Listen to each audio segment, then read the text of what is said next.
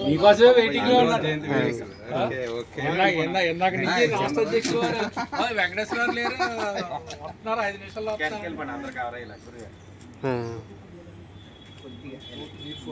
మరి ఈరోజు మహాత్మా జ్యోతిరావు పూలే గారి 198వ జయంతి ఉత్సవాలను పురస్కరించుకొని మరి 199వ జయంతి ఉత్సవాల్లోకి అడుగు పెడుతున్నటువంటి మహాత్మా జ్యోతిరావు పూలే గారికి జాతీయ బీసీ సంక్షేమ సంఘం ఆంధ్రప్రదేశ్ తరఫున మరి ఘన నివాళులు అర్పించడం జరుగుతుంది.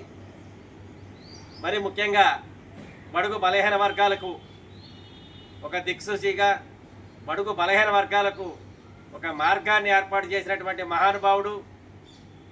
మరి యొక్క భారతదేశంలో ప్రప్రథమంగా మహాత్మా అనేటటువంటి బిరుదుని పొందినటువంటి ఏకైక ప్రథమ వ్యక్తి, ఈ బడుగు బలహీన వర్గాలకు చెందినటువంటి వ్యక్తి మహాత్మా జ్యోతిరావు పూలే గారు.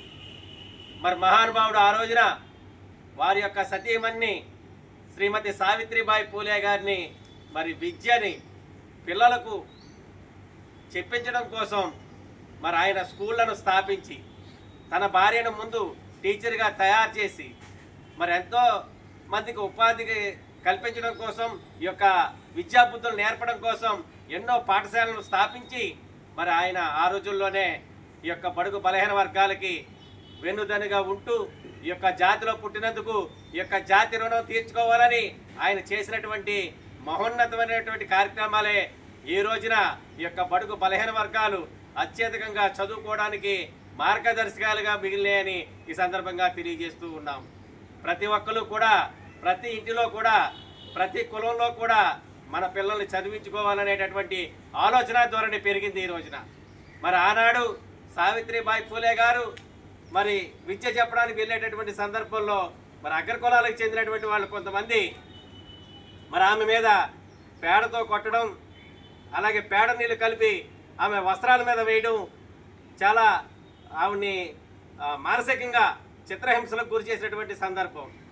ఆమె ఏం చేసేవారు, ఆమె ఎప్పుడూ ఒక జతని సంచిలో పెట్టుకొని మరి ఆమె వెళ్ళి పిల్లలకి విద్యాబుద్ధులు చెప్పేటప్పుడు అక్కడ చీర మార్చుకొని ఆ పిల్లలకు పాఠాలు చెప్పి మళ్ళీ వచ్చేటప్పుడు ఎవరైతే ఈ అగ్ర కులాలకు చెందినటువంటి వాళ్ళు ఈ పేడ ముద్దలు కొట్టినటువంటి బట్టలు ఉన్నాయో మళ్ళీ అవి వేసుకొని ఆవిడ మళ్ళీ ఇంటికి వచ్చేది.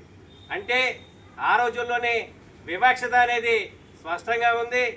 కానీ ఈ యొక్క మహాత్మా జ్యోతిరావు పూలే గారు ఆశయాలను మరి ఆమె సావిత్రిబాయి పూలే గారు చదువుల తల్లిగా నేడు విరాజిల్లుతుందంటే ఆ మహానుభావుడు పుణ్యమేనని ఈ సందర్భంగా తెలియజేస్తూ ఉన్నాం.